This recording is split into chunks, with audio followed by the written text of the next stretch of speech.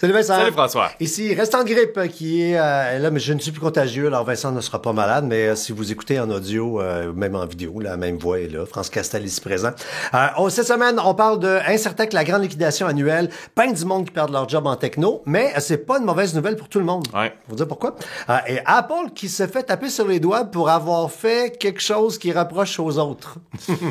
Ben, hâte de voir ça. Et on remercie le commanditaire. Ouais, on remercie encore une fois Best Buy d'avoir commandité ce nouvel épisode. On le sait, c'est en ce moment, c'est la période des fêtes s'en vient, le Black Friday, ça s'en vient. Bien, si vous voulez profiter dès maintenant de rabais, notamment sur des téléviseurs, hein, c'est le genre de produit qu'on Pour veut... écouter The Crown. Pour écouter The Crown, ouais. C'est le genre de produit qu'on veut souvent qu'on va convoiter lors du Black Friday parce qu'il y a des beaux rabais. Bien, dès maintenant, chez Best Buy et pendant tout le long du mois de novembre, il y a des Christy de gros rabais au niveau des téléviseurs, des systèmes de son, des clés de diffusion, que ce soit des Chromecast ou Fire TV. Mais un exemple, j'avais noté un exemple d'un téléviseur 65 pouces, 4K de Samsung, 1400 $ de rabais qui revient à 2500, un Delo, vraiment la grosse affaire. Bref, des gros rabais comme ça, vous pouvez en profiter en allant notamment dans votre Best Buy près de chez vous ou littéralement sur leur site internet. Ou le lien qui est sous cette vidéo ou dans la plateforme où vous nous écoutez dans la description. C'est parti.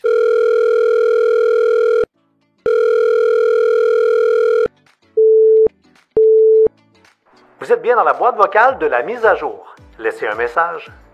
Allô les gars, je me demandais, faut-tu que je download le Wi-Fi dans mon Bluetooth pour mes plugins? En tout cas, rappelez-moi.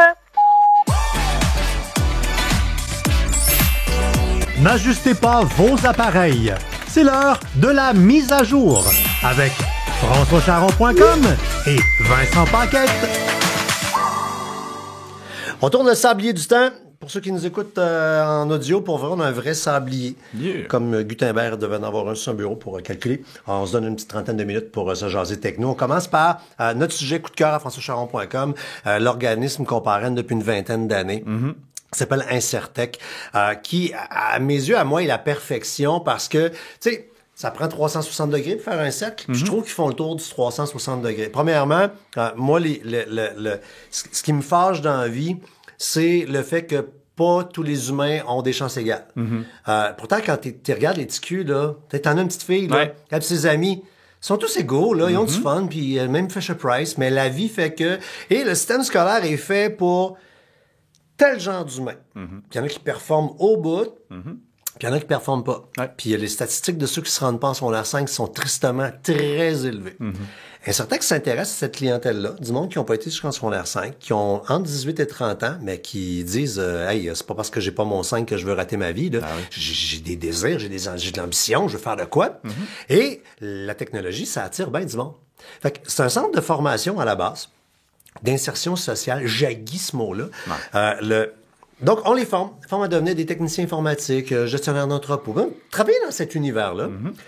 Je t'annonce qu'en sortant, surtout dans la situation actuelle de l'emploi, ils ont des jobs. Ouais. Ils ont des jobs bien payés. Ça, c'est cool.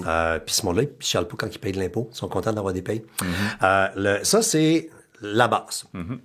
Taux de réussite en 20 ans de 85%. Quelque chose, là. Oh, Plus que le milieu scolaire. Les jeunes, ils sortent de là. Soit qu'ils vont... ils ont repris le goût aux études par une façon différente d'apprendre. Ouais. Puis ils vont terminer leur 5 puis faire d'autres choses. Ou, ben non, aller travailler, devenir technicien, machin. Bon. De l'autre côté, la réalité des grandes entreprises, c'est qu'avec la folie de la productivité, ils achètent des ordinateurs méga performants.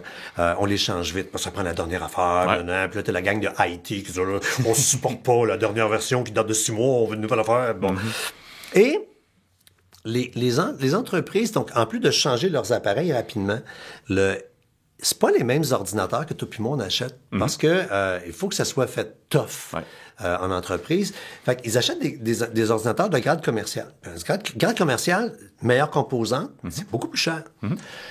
Fait que là, Incertec reçoit ça en don, ces ordinateurs-là. Mais c'est des petits bijoux, là. Ben oui. C'est des ordinateurs, donc, de grade commercial, usagés, mais relativement récents, encore super bons. Et là, eux s'amusent avec des étudiants, des jeunes, ils les pimpent. Ils les vérifient, tout est correct, change une affaire, change une composante. On va réparer. Ouais, ou même souvent, tu sais, je veux dire, maintenant, Incertec ne vend que des ordinateurs avec des disques SSD. Parce que, il n'y a pas un SSD, ça n'a pas de sens. On va changer, on va mettre ça. SSD, des disques beaucoup plus rapides. Fait que bref, Incertec vend à l'année longue sur incertec.ca ou sur la rue Molson ici dans Rosemont des ordinateurs, mais une fois par année, c'est le zoo, littéralement. Ah, parce que c'est la vente annuelle. Ouais, la grande liquidation. Puis cette année, sans blague, ils se sont surpassés parce que ils ont eu la chance. Puis tu sais, on est toujours, c'est des dons qu'on reçoit. On a reçu énormément de laptops. Puis les autres années, on avait beaucoup de tours. Mais tu sais, plus les années avancent, moins il y a de la clientèle pour de la tour. Il y en a de la clientèle pour de la tour. Ah, mais moi-même, je le vois quand que je fais la fameuse chronique hebdomadaire des rabais de la semaine. Ouais. Tu sais, je regarde, c'est souvent des laptops là, que le monde veut avoir, puis c'est ça, je mets un peu de tour pour les quelques personnes que ça intéresse, mais les gens, c'est beaucoup plus fun la polyvalence d'un ordinateur portable, forcément. Fait que là, des portables, à la grande liquidation, certains qui vont en avoir plus de 500. Fait qu'ils vont en avoir bien en masse. Le prix, ça commence à 100 $. Wow. 100 $, c'est pas un PC, un portable de gamer, là. Oh, ouais, non, ça Sauf que, pour faire tout ce qu'on fait de base avec un portable, c'est bien correct. Puis moi, j'en ai pris un. Puis pour un projet qu'on lance dans 2 semaines, j'ai une pigiste à Québec que son ordinateur, il marchait plus. J'ai sacré ça par autobus voyageur, puis j'ai dit, teste ça. OK. J'ai pas dit, c'était quoi? Puis elle fait comme, super bien, cet ordinateur-là. Ouais. 100 $. C'est une ancienne employée de FrançoisCharon.com, fonctionnaire chez Hurleuse. Fait que, regarde bien. Allô, Jade. Fait que, elle trouve que l'ordinateur va super bien, mais elle fait quoi? Elle fait du web, elle fait du Google Drive, un peu de recherche, des affaires C'est de du même. Microsoft Word, du Outlook, des affaires de même. Comprends. Fait que 100 $ pour ça, il va, dans les moins chers, là, des tours. J'avais pas vu beaucoup de modèles comme ça, mais une tour, écoute, Des mini PC qu'on appelle. c'est tellement micro, Ouais. mais ça a la même puissance qu'un autre. 2 sorties d'écran, quand même. 175 $. J'ai vu aussi des espèces de 2 en 1, je pense, tablette, ordinateur. Ouais, c'est le produit un peu wow cette année, puis il y en a quand même en quantité. Okay. C'est HP, c'est comme un laptop, Ouais. mais quand tu l'ouvres, tu réalises que c'est une tablette avec un petit pied derrière. Quand je dis tablette, donc tu peux tirer, puis avec le magnétique qui débarque, le clavier s'enlève, puis là, tu as une tablette dans les mains. un peu comme la Surface, en fait. Ça ressemble, au niveau du look, là, c'est ouais. quasiment comme une Surface. Fait Ok. que le même principe, 350 $. C'est bon, moi. Vraiment. On a des Macs cette année. Oh, wow. Des Macs 20 et 21.5 pouces, 300 $. Pour vrai, Des là, iMac, pas des Mac. non, ok. le gros clapier là, que tu mets sur le bureau. Là. Ok, wow. Vraiment génial. Fait que bref, c'est quand? C'est le 19 novembre. Notez ça. Et ça ouvre à 9h. Arrivez pas là à 4h de l'après-midi en ticoune en disant, puis il reste 10 ordinateurs. Il va en avoir, mais tu sais, puis pour le plaisir de la frénésie, arrivez tôt, arrivez même avant 9h. Il y a du monde dehors, de l'animation, puis c'est trippant, puis c'est le fun. Puis c'est une belle cause en même temps. Puis moi, je pense à toutes les familles qui présentement sont pognées pour se suréquiper. Parce que là, t'es pitou minou qui font du en alternance, mais des fois, t'es les deux en alternance en même journée à la maison. Là, t'es rendu à 2 ordinateurs. Puis là, ben, cette journée-là, à cause qu'il y a eu telle affaire, ben là, t'as la plus vieille qui reste à la maison parce que là, elle peut faire son affaire. Tout le monde alterne. Ouais. C'est rendu, sans blague, que ça va prendre un ordinateur par humain dans une maison. Mais tu peux pas mettre 1000 $ par machine. Voyons donc, il y a pas personne qui a moyen de faire Surtout en ce moment dans le contexte Non, économique. marche À pas. moins que tu veuilles prendre le chèque du gouvernement pour te le mettre sur Non, un mais ordi. je m'amusais ce matin, je dis, OK, regarde, là, tu prends, il y a un laptop vraiment pas pire à 275. OK, là, un intermédiaire. Ouais. Fait que, un 275, la petite tour à 175, tu te fais un bureau dans un coin, là, des écrans, écoute, il donne quasiment chez Incertec, là, puis sinon, en ligne, puis 2 laptops à 100 $. T'es une coupe de 100 $, puis t'es réglé, puis les 4 sont équipés, là, pour vrai. Ne vous suréquipez pas, à moins que vous fassiez de la production vidéo, que vous jouiez à des jeux vidéo, mais sinon, là, voilà. Fait que les liens sont dans la chronique en dessous, Incertec, le 19 novembre. On prend ça en note. Ouais. Puis là, ça, c'est le côté positif. Puis là, on s'en va dans ce qui a l'air négatif. Ben, je vais te laisser faire le volet négatif. Moi, je vais mettre du soleil là-dedans. Ouais, mais tu sais, on en a souvent entendu parler dans la dernière semaine, c'est ce qui fait jaser, c'est tous les licenciements que l'on voit à travers les réseaux sociaux, notamment Twitter. Elon Musk, après le rachat de Twitter, est Non, arrivé. pas qu'il ait payé, c'est Ouais, pas c'est le ça. choix. Il a viré à moitié du monde. Meta, qui est la maison mère de Facebook, qui a viré 11 000 employés. Et donc, c'est sûr qu'on regarde ça, puis on se doute que, surtout en début 2023, la récession va s'en venir malheureusement. On va voir de plus en plus des nouvelles comme ça. Mais là, ça reste des annonces massives, là, 50% chez Twitter, 11 000 personnes chez Meta. Mais comme tu disais, il y a un côté positif, par contre, au niveau, notamment local, ici au Québec. Ben, c'est que moi, hier, j'avais justement, une fois par mois, j'ai une rencontre avec un groupe d'entrepreneurs, un groupe d'entraide, puis on jase. Puis il y a beaucoup de gens techno là-dedans. Puis hier, quand on parlait des mises à pied, là, je veux dire, ça applaudissait. Pourquoi? Parce que je connais pas une compagnie en technologie présentement au Québec qui a pas de nombreux postes ouverts. L'économie québécoise en techno est au ralenti parce qu'on manque de staff. Ce staff-là a été volé par les grands joueurs internationaux. Ils sont capables de te cracher du cash. Puis, c'est hot d'avoir Twitter dans ton CV, d'avoir Facebook dans ton CV, au lieu d'avoir Multimédia Charon incorporé, tu sais. Fait que là, ça remet des programmeurs dans le marché. Ces gens-là, là, ils ont une job, même pas une minute après avoir perdu leur job. La gang de Twitter, c'était annoncé avant. Les gens de Twitter recevaient déjà des offres d'emploi en disant, tu sais, si tu perds ta job, je t'en donne une. Le monde sont sur LinkedIn, ils les ramassent. Fait que, tu sais, des fois, on entend perte d'emploi. Ce qui est triste, une perte d'emploi dans une industrie où les gens devraient être reformés complètement. Mais là, tu sais, c'est une vieille chose comme moi de 50 ans que là, tu recommences-tu une deuxième vie à 50 ans? Je vais-tu aller à l'école? Non, ça peut être une catastrophe. Non, c'est clair. Mais là, du monde grassement payé qui vont juste être grassement payés ailleurs, là, j'aurais pas une grosse larme, là. Non, après, je trouve qu'il y a une question de contexte aussi. Tu sais, je regarde du côté de Twitter, je trouvais que la façon de faire était très questionnable. Tu sais, regardez votre boîte courriel demain. Si t'as un courriel dans ton courriel de job, t'es correct. Ouais, t'as le droit, mais c'est ça veut dire, you win, you lose. Ça, je trouvais ça à quel point c'est inhumain. Puis du côté de Meta, c'est juste, tu dis, ils ont investi 14 milliards de dollars dans le metaverse qui croit être l'avenir, puis ils coupent 11 000 emplois. Il y a juste un peu une incompréhension par rapport à ça. Mais comme tu dis, heureusement, ces personnes-là vont être en mesure de se retrouver un emploi relativement pour facilement. le metaverse, je l'avais dit. Mais là, on verra. Le metaverse. Non, mais oui, ça va pogner. Mais pas à la vitesse que le monde pense que ça va pogner. Pas à la vitesse que eux pensent que ça va. Oui, que eux pensent que ça va pogner. Mais non, on s'en va vers quelque chose que, mais tu sais, ça va-tu juste devenir une espèce d'arcade amusante où on va aller? Oui. Fucking non. Parlant de non, justement, il y a bien des gens qui ont peut-être fait des non cette semaine en ouvrant leur compte accéder chez Desjardins. Desjardins qui forcent maintenant la double authentification. C'est drôle parce que allô maman, ma mère est drôle, ça dit, ils font ça pour nous faire suer. Je comprends bien qu'elle dit suer avec un sourire en coin, puis elle veut dire chier, là. Ouais. Mais elle est, contrairement à moi, elle a été bien élevée. Fait qu'elle m'a raté. Ils font pas ça pour nous faire suer. Je comprends que mal utilisé, la double authentification, c'est vraiment chiant. Parce que là, puis le sketch que je faisais un matin avec une couple d'animateurs de radio, tu sais, t'achètes ma petite tour à 175$ chez un certain là. Puis tu sais, l'ancienne chambre pour enfants que t'as transformée en bureau, puis là, t'es là devant ton écran, puis là, tu vas aller voir ton solde chez Desjardins.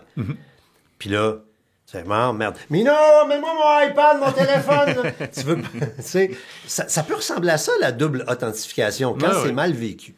Qu'on comprenne bien, pour les gens peut-être qui ne savent pas nécessairement de quoi qu'on parle, la double authentification, c'est le principe qu'après avoir rentré notre mot de passe, on doit valider notre identité via un code que l'on va recevoir. Dans le cas échéant chez Desjardins, c'est par texto ou par notification ou même un appel. On nous mentionne 5 chiffres qu'on doit les rementionner verbalement. Fait que cette double authentification-là peut être simplifiée. C'est que une fois que vous allez être en mode double authentification, puis là, si vous êtes Desjardins, vous n'avez pas le choix, vous allez l'être, puis dans toutes les autres banques, vous n'aurez pas le choix.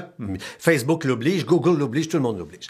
Fait que donc, tu te double authentifies et là, tu rentres dans ton système et dans la chronique qu'on vous publie dans la description.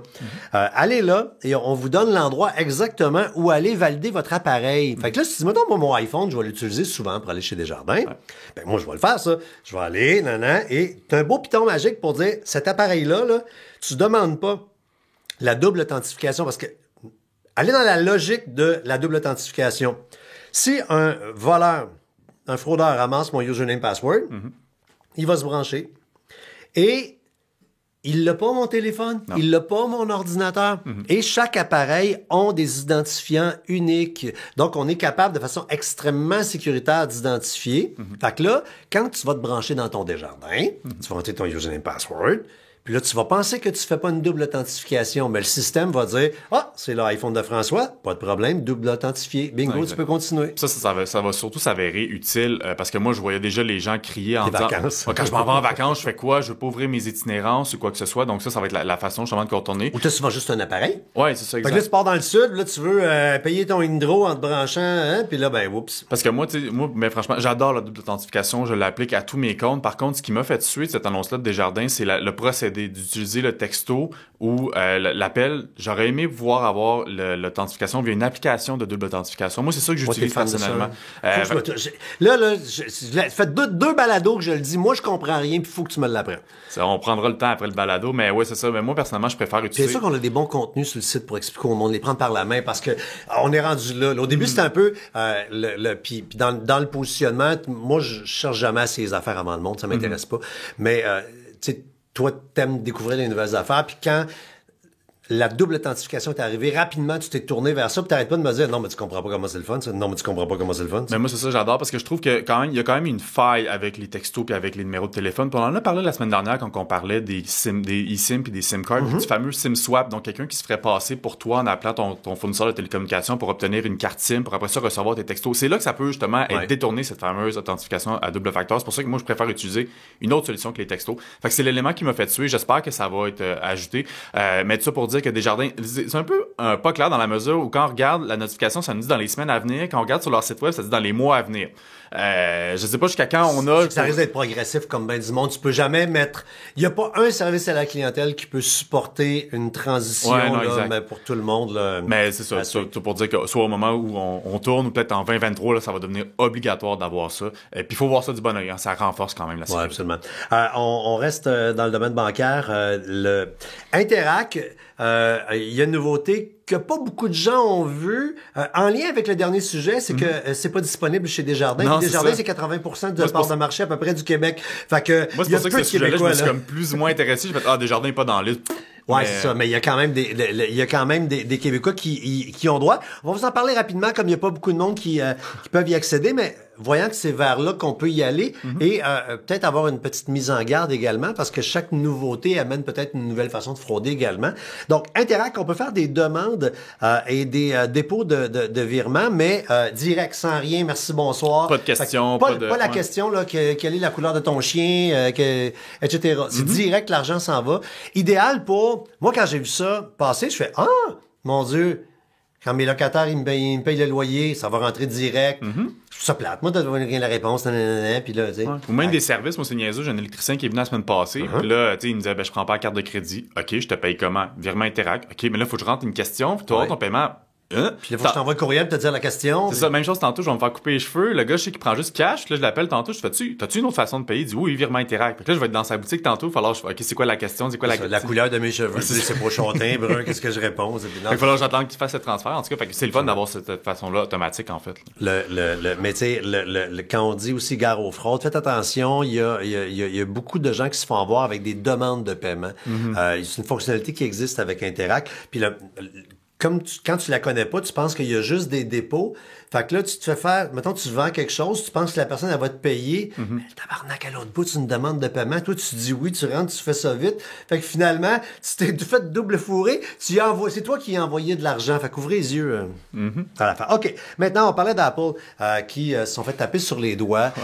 Le peu connu du grand public, mais... Tu sais, dans l'industrie de la pub et du web, là, ça fait plus qu'un an solide là, qu'on rush avec... Facebook aussi qui rush avec oui, ça. Ben c'est ça.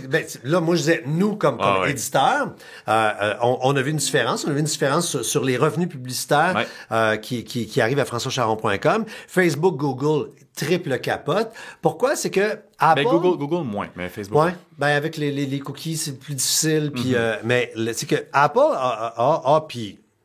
On va le compter en étapes. Apple a dit, puis ce bout-là est bien correct, nous, on protège nos usagers. Donc, on veut pas que des tiers, puis là, dans ma phrase, le mot tiers va être important.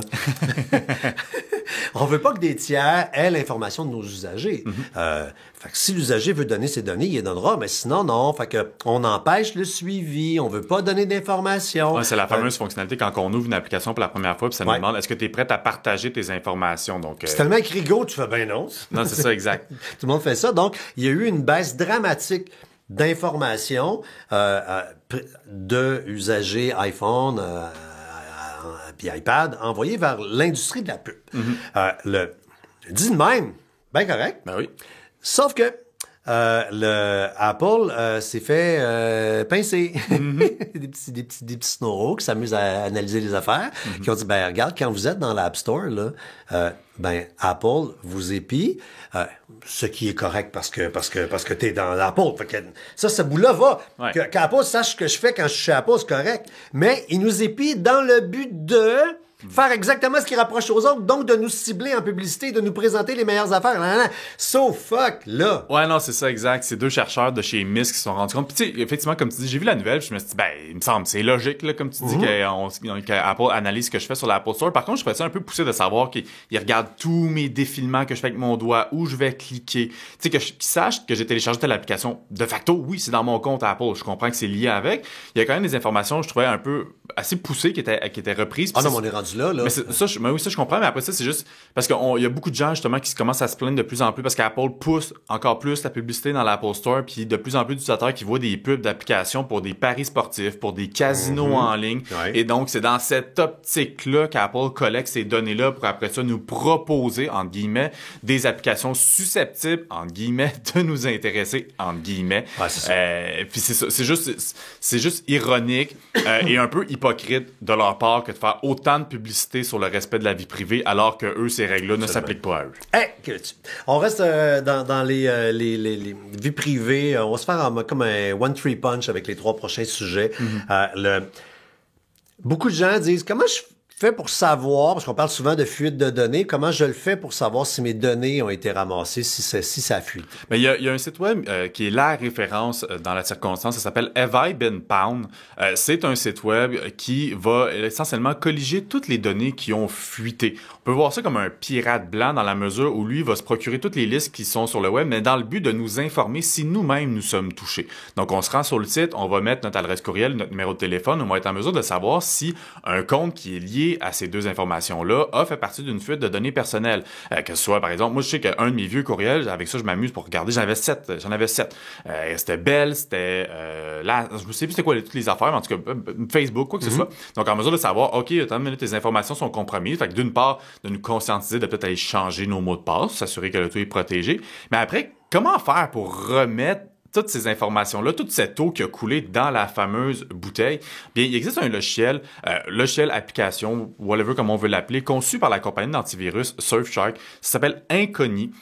Et donc, le principe est d'aller, essentiellement, on va les engager un peu, c'est figuré, hein. Oui. On les engage comme des avocats qui vont aller cogner à la porte de toutes les entreprises de publicité dont on parlait justement avant, qui colligent toutes ces informations-là pour revendre de la publicité ciblée. Donc, Incogni va cogner à la porte de tous ces fameux collecteurs de données pour dire « Hey, supprime les données de mon client qui est François Charon ou Vincent Paquette. » Et c'est fou de voir à la création de son compte sur Incogni Combien il y en a? le nombre de requêtes qui est fait. fou. Puis c'est instantané, là, c'est comme 86 requêtes. J'étais comme « Oh my God! » Puis tu vois le niveau de sensibilité des informations que chacun a pu mettre la main dessus. Donc ça, c'est vraiment une solution qui est super intéressante. Cool. Tu mentionnais le site web I Have Been Pwned. Je les aime de moins en moins, les sauts t'as dit. Ils font encore le même bon travail, mais en y allant, faites attention, c'est devenu un piège à compte de pub sur lequel tu t'enfarges dedans, puis l'information, si vous regardez comme du monde, là, vous vous ramassez à la bonne place, là, mais ils font au début, c'était assez pur, là, tu cliquais, t'avais l'information, là, à cette heure, c'est clairement là pour que tu achètes des solutions de sécurité. Ben ouais, des gestionnaires de mots de passe. Ouais. Par contre, leurs suggestions sont très bonnes, là, néanmoins, mais effectivement, c'est sûr que comme n'importe quel... Ouais, mais j'aime pas l'approche. Ouais, j'aime pas l'approche. Ça dit, viens ici pour voir si t'as été fraudé, puis là, finalement, tu pèses un piton, t'es en train d'acheter quelque chose. Je voulais pas acheter quelque chose, je voulais me renseigner. Moi, cette approche commerciale-là, j'ai bien de la difficulté. Ça, je comprends. Puis ça, je comprends, mais il y a quelque chose que les gens ne comprennent pas nécessairement. Puis c'est drôle parce qu'on en a eu un comme commentaire lors de notre saison 1, un VPN. Oui. Puis on dit, ça fait telle affaire, mais il y a bien des gens qui comprennent pas encore ce C'est pas un antivirus, puis Non. tu utilises pas ça à la maison. À moins de vouloir regarder une émission de TV que tu te fais dire tu es bloqué parce que tu es au Québec. Mais pour rappeler, en fait, ce qu'est un VPN et ce à quoi ça sert, le VPN, en fait... Juste les mots? Juste les mots. C'est un acronyme pour Virtual Private Network. Et là, pour vulgariser le plus simplement possible l'Internet en général, lorsqu'on veut consulter un site web comme françoischaron.com, en fait, la requête, elle est envoyée auprès de notre fournisseur de télécommunications, Vidéotron, Bell ou quoi que ce soit, qui lui, après ça, va aller sur le serveur où est hébergé françoischaron.com. Et un VPN va agir comme un intermédiaire après le fournisseur pour prendre ces informations-là et les chiffrer, de sorte que lorsqu'on navigue sur un Wi-Fi public, à l'aéroport, à l'hôtel, dans un restaurant, quoi que ce soit, personne ne pourra voir les données qui transitent entre mon appareil sur le réseau Internet. Parce que oui, sur un réseau Wi-Fi public, c'est possible pour quelqu'un d'assez expérimenté en programmation d'aller intercepter ce genre de données-là. Donc, on peut penser lorsqu'on fait des transactions en ligne, je reprends l'exemple du voyage, on est à l'hôtel, on veut payer nos dépenses, hop, il y a quelqu'un qui peut malheureusement intercepter. Tu veux faire une réservation dans une activité, tu vas entrer ta carte de crédit sur un site transactionnel local. Si tu vas juste regarder la presse, t'as pas besoin de la VPN, tu te calmes, là. Mais dès que tu utilises de façon contemporaine ton cellulaire, t'en as besoin. Donc, c'est à ça que Puis l'autre bénéfice qu'il va y avoir, c'est justement, comme tu le disais, encore une fois, on est en voyage, je suis au Mexique, je veux rattraper mes épisodes de District 31 ou n'importe quoi sur tout.tv ou Nouveau. Ils sont finis, hein, c'est fini. Je sais, c'est la première émission qui la télévision québécoise. Ouais, c'est Infoman, peu importe. Et donc, on va avoir... C'est stats cette année, c'est stats. Et donc, on va avoir cette fameuse restriction qui va nous dire, tu peux pas consulter le contenu parce que c'est exclusif aux personnes qui résident au Canada. Et un VPN, justement, lui, va permettre de contourner le tout parce que ça masque notre adresse IP. Adresse IP, essentiellement, c'est l'adresse qui correspond à votre appareil sur le réseau auquel vous êtes. Donc, on se connecte à un serveur canadien et là, le site en tant que tel considère qu'on est au Canada. Donc, ça va être pratique pour ça. Puis, pas juste besoin d'être à l'étranger. Des fois, il y a peut-être des concitoyens français qui veulent juste consulter du contenu en France. Ici même, ils peuvent pas utiliser un VPN. Et dans un cas extrême, si on a notamment, on voyage dans un pays où l'Internet est contrôlé par l'État, je nomme la Chine, par exemple, ça va justement permettre de retrouver l'Internet que l'on connaît parce que Google en Chine, en tout cas, j'ai jamais été en Chine, mais semble-t-il que, il y a bien des sites auxquels on ne peut pas avoir accès parce qu'eux veulent contrôler l'information. Donc, c'est ça à quoi ça va servir. Et la nuance avec un antivirus, il faut juste faire attention parce qu'il y a des VPN qui vont souvent pousser « on a aussi des fonctionnalités anti-malware ». Oui, par contre, eux vont se concentrer sur les plus gros qui sont connus, les plus gros virus. Mais ce ne sont pas des entreprises d'antivirus. Oui, Surfshark offre un antivirus, mais il faut juste faire attention. Des fois, dans tout ce marketing, c'est juste du brouhaha. Alors qu'une compagnie d'antivirus, lui, c'est sa job d'aller voir toutes les petites, les moyennes, les grosses menaces les plus récentes et de mettre à jour sa base de données. C'est pourquoi les deux vont s'utiliser, en fait, de pair, en fait. Pleinement. De toute façon, les virus, c'est de moins en moins ça. Il y a tellement d'autres mardes que les virus, donc tu vas avoir une suite de protection. Exact. Mais donc, un VPN ne remplace pas un antivirus. Et oui, on peut utiliser les deux en même temps, même qu'on le recommande. C'est vraiment la meilleure protection qu'on peut avoir. Cool. On va boucler la boucle avec l'introduction. Tu disais que chez Best Buy, notre commanditaire, ils sont en événement TV pendant quelques semaines. Pour remarquer, quand vous magasinez les téléviseurs, vous arrivez probablement en magasin, vous regardez, vous faites comme je comprends pas les mots. Mais moi, je m'en vais vers là. Je dois t'avouer que mon téléviseur, je suis dû. Là. Ça fait 8 ans, c'est un 1080p, pas 4K, pas à moitié intelligente, à moitié conne. Tu sais, moi, je me rappelle, FrançoisCharon.com est assez vieux pour avoir expliqué au monde comment passer des TV à gros cul à des télévisions plates. Puis on a fait des chroniques là-dessus. Là. Puis là, c'est quoi un plasma versus un ACL? Bon. Puis là, ça a duré assez longtemps que le commun des mortels a fini par comprendre. Puis là, il n'y avait plus besoin de nous autres pour magasiner, ça allait bien. Sauf que là, est arrivé les téléviseurs LED. On comprend c'est quoi un LED. Puis là, surtout avec toutes les lumières des lampes LED partout. Là, je pense que si tu sais pas c'est quoi un LED, là, moi, je peux rien faire pour toi. Mais là, il y a d'autres lettres qui sont rajoutées. Puis pour vrai, je suis sûr que je vous fais passer un quiz, puis il n'y a pas grand monde qui vont passer l'examen. Là.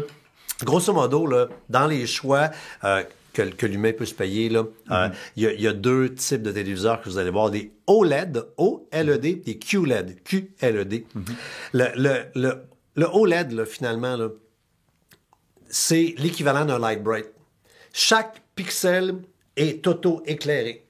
Ce qui donne des résultat d'écran complètement hallucinant parce que tu comprends que là, t'as un pixel, lui, là, qui est rouge, orange brûlé, fort, puissant.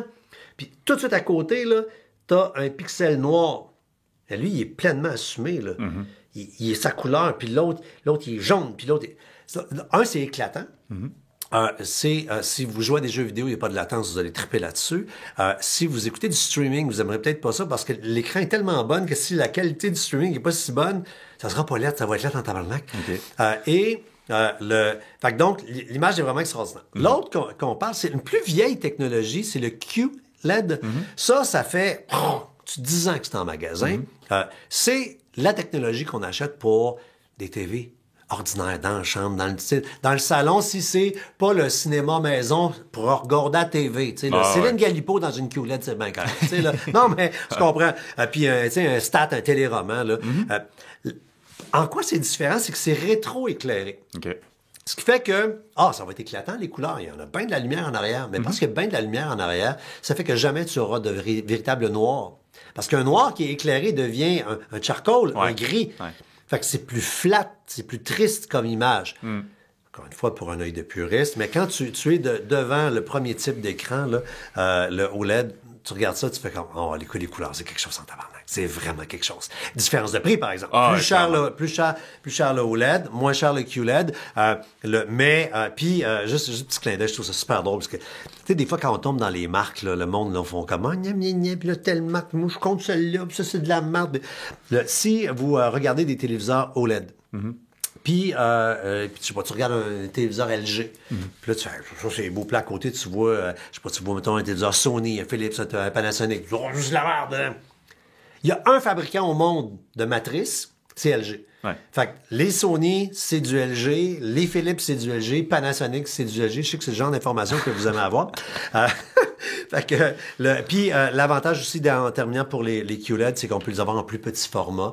Ça commence à 32 pouces, mais encore une fois, c'est beaucoup moins cher. Allez en magasin, en ayant ces informations-là en tête, puis là, vous allez documenter vos yeux, et là, vous allez voir la différence. Ouais, puis n'hésitez pas à jouer avec le téléviseur. Des fois, dans les magasins, on va ajuster la luminosité, on va ajouter les brightness pour essayer de mettre un téléviseur en valeur. Donc, des fois, juste voir les paramètres pour s'assurer que la télévision est pleine, ou juste voir vous-même là, si je préfère telle tonalisation, telle tonalité d'image, là, ça va vous aider. Absolument. Demandez-nous n'importe quoi, presque. Mais c'est pas fini! Comme d'habitude, on a toujours deux petites questions pour terminer. Une question plus sérieuse, puis une plus ludique. La plus sérieuse, c'est Joël Girard qui dit « Salut François! » Salut Vincent aussi.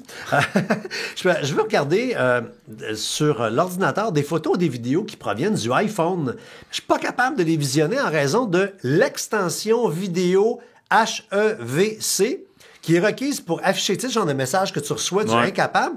Puis on m'oblige à télécharger ça, faudrait que je paie pour l'extension. C'est-tu normal? Ça faisait pas ça avant, c'est bien tannant au secours. C'est drôle parce que j'ai vécu le même problème que Mme Girard récemment en faisant l'essai du iPhone 14 Pro. Moi, je suis un utilisateur d'Android dans la vie de tous les jours. Puis bon, je teste l'iPhone 14, je prends des photos, j'amène ça à notre monteur vidéo ici pour faire le montage avec les photos. Puis il me dit, c'est parce que les fichiers sont en HEVC. Puis j'étais comme, qu'est-ce que c'est ça? C'est parce que t'es en mode live. Les fameuses photos qui bougent pendant un petit 3 secondes. Moi, c'est drôle parce que avec mon Pixel, je connais ça, mais c'est en mode JPEG. Puis quand j'en partage une, Google est assez intelligent pour prendre en fait le meilleur cliché de tous ceux qui ont pris là-dedans. Mais du côté tu as le meilleur cliché en prévisualisation, mais c'est quand même une petite séquence vidéo. Donc, il faut ouvrir l'œil parce que moi, c'est moi le iPhone Guy d'un deux là. Puis moi, je tourne tout le temps en mode live, tout le temps. Je sais pas pourquoi. Fouille-moi, j'étais dans les settings, je reviens tout le temps là. C'est l'espèce de le petit i avec un petit wave de diffusion autour quand vous êtes dans votre appareil photo là, vous voulez pas ça si vous voulez pouvoir partager, vous voulez prendre des vraies photos là. Exact. Caroline. OK, la question la plus ludique, Carole Leblanc dit votre série ou émission de télé préférée jusqu'à maintenant cette année? C'est drôle parce que j'ai lu la question avant, puis j'étais pas capable d'en trouver une parce que je suis trop impacté par des séries qui m'ont déçu récemment. Soit House of Dragon, puis là, je dis ça, puis en fait, ça s'est amélioré à partir de l'épisode 7, mais les 6 premiers, j'étais pas capable. House of Dragon, je pense pas que c'est ton genre, mais c'est la Game of Thrones, mais un reboot là. Puis l'autre c'est Ring of Power, donc dans le Seigneur des Anneaux, ça m'a un peu déçu, fait que je suis juste impacté par ceux-là. Mais hier j'ai commencé The Crown justement, les 2 premiers épisodes, puis j'ai vraiment aimé. Fait que à date je dirais The Crown, puis sûrement que j'ai écouté d'autres choses depuis le début de l'année, mais je m'en souviens comme plus. Moi cette année mon coup de cœur en télé québécoise c'est Avant le crash, c'est vraiment bon, c'est vraiment bon, l'écriture, les comédiens, la réalisation, c'est vrai, c'est beau, ça peut se vendre à l'international, maudit qu'il y a du talent. Puis depuis que depuis que la technologie de caméra, justement, est devenue plus légère, il y a toute une nouvelle génération qui fait de la télé différente, qui a l'air d'être de la TV de riche, mais on le sait que c'est de la TV de pauvre au Québec. C'est extraordinaire, tu le vois pas, il y a des maquillages, c'est vraiment écœurant. C'est super bon. Alors, regardez ça, c'est sur Radio-Can, puis sur les plateformes. Cool. Hey, Et nous donc- aussi, on se trouve sur toutes les plateformes. Oui. Et dans cette essence-là, justement, si vous avez aimé le balado, allez placer des pouces en l'air sur YouTube, faites des étoiles sur Spotify, sur Apple Balado, placez des commentaires. Ça va nous aider à monter dans les algorithmes pour que d'autres personnes découvrent ce fameux balado. Puis on le dit à chaque épisode, faites-le aussi pour tous les autres balados que vous aimez, tous les artistes, tous les... Quand vous les aimez pas, vous faites rien. Ouais, c'est ça. Donc, ça l'aide tout le monde essentiellement dans le marché. Puis on le sait, c'est pas facile des fois de percer. Ah, il y en a du balado, Il y en a, comprends-tu, là? maudit. C'est pas sur un moyen temps. Et on termine en disant merci à notre commanditaire Best Buy qui est en événement télé. De ce temps-là pour voir The Crown. La belle Crown dans ton salon. La belle Diana. La belle Diana. C'est vrai qu'elle était belle, Diana, pareil. Ah ouais, vraiment. Hey, bye tout le monde!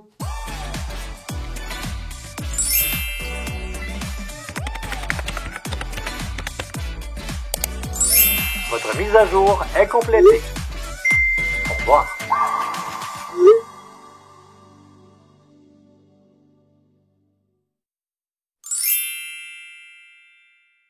Un balado synonyme média.